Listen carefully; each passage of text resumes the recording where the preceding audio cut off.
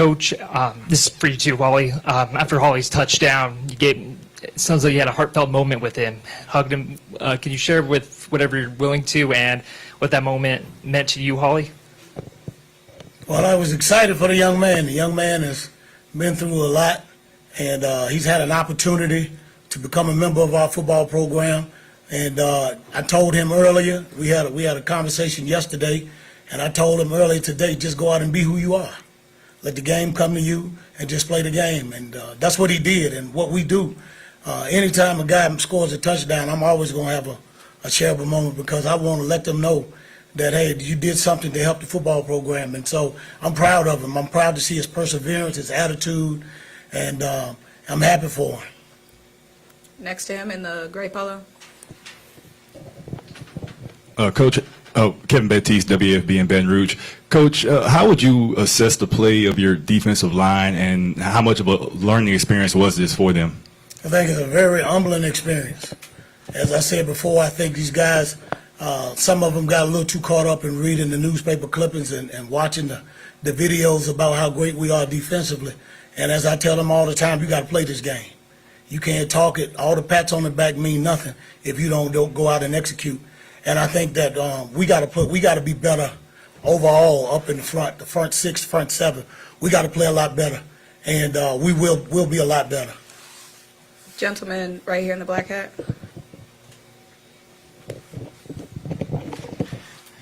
Ernest Rex, MTMV Sports. Trey, you came out with the Chucky doll. Talk to us about what the doll means to you and what did it mean going into this game. I've been having Chucky since high school, you know what I'm saying? I grew up watching Chucky. I like Chucky. But nah, seriously, I look at it as, Chucky, he little, I'm little, he go out and kill, so I feel like that's what I got to do. People look at me as I'm undersized, so just go out and show them. That's my motivation. Welcome. Yes, Charles Bishop, Dr. Cavill's inside the HBCU Sports Lab. Coach, talk to us about what went into the decision to start Cameron McCoy tonight. Well, we had some things that we had to deal with, and so that's why we made that decision. Coach Rocky Miller, HBCU Coaches Corner, hosted by Coach Cole. I have a question. Coach, Holly had a great game coming out tonight. Now look at the stat line, and he only touched the ball, I want to say, around 10 times. In hindsight, do you think you guys should have got the ball to him a little more? No, I thought the game plan was good. What happened, we got behind the chains. We got behind on the scoreboard, too.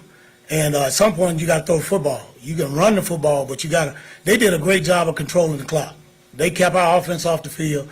They did what they were supposed to do. I think they maybe punted the ball once or twice. And so that means that they were doing what they're supposed to do to control. And they had a great game plan. They executed and we didn't.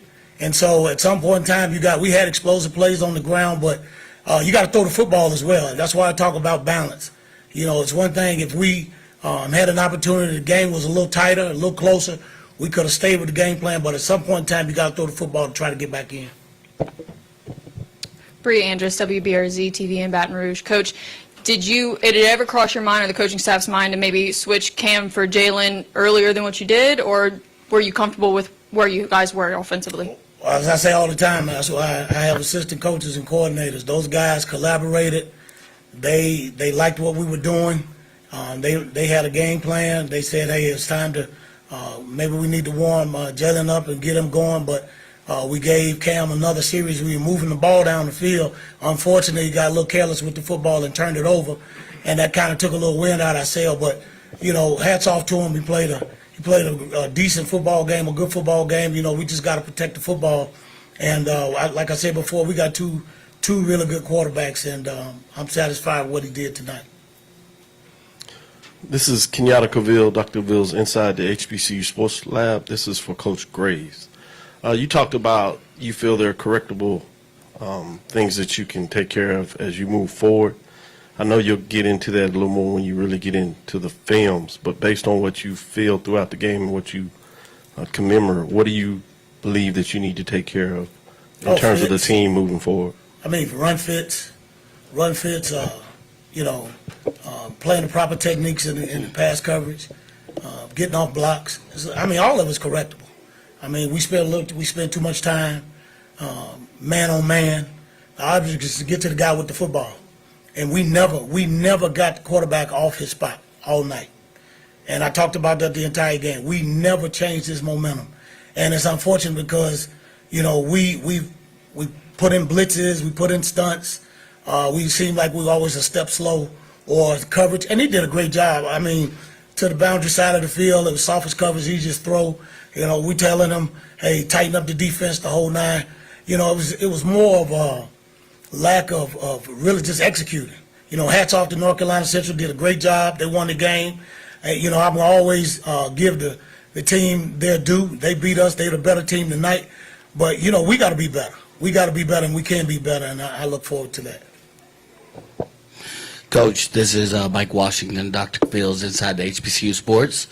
Talk a little bit more about that.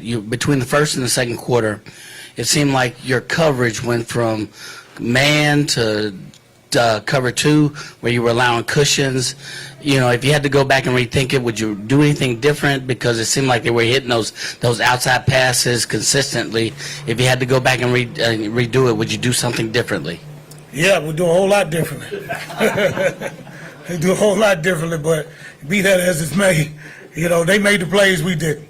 We were in man coverage, and they were completing the passes. We were in zone, they were completing passes. They were on and we were off. So we got to fix it. We're not going to throw the baby out with the bathwater. We're going to go and we're going to correct the deal, and we're going to come back and we're going to get ready for next week. We'll have one final question. Coach, back here in the back, Reggie Chapman, 11 Live TV here in Atlanta. Obviously not the result that you were looking for, but can you just speak to what this experience has been like coming out to Atlanta, why it's a great location for HBCU football, and what it all means to just be out here? It's a great experience, a great event, great atmosphere. I think it's a midpoint for both conferences. The fans support, the alumni support. Everybody's excited to be in Atlanta. It's a great venue. And we're excited. We were excited to be here. We were glad to be here. Of course, we didn't get the outcome that we wanted. But like I told the team, the only thing that changed tonight, we can't go undefeated. Our goals are still intact. Our goals are still intact. And I say it all the time. You don't eat an elephant whole, you eat it one bite at a time. So we gotta go to the next bite, which is Mississippi Valley. And so if we take care of what we need to take care of each week, we increase our chances of being back here in December. So that's how we look at it. We're not going, the sky's not falling. It hurts. We're disappointed because we didn't win. That's what a competitor is and what he does.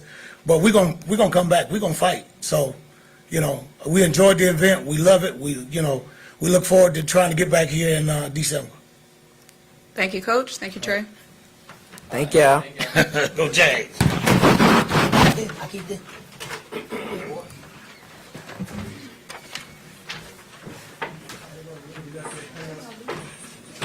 Completed that pass.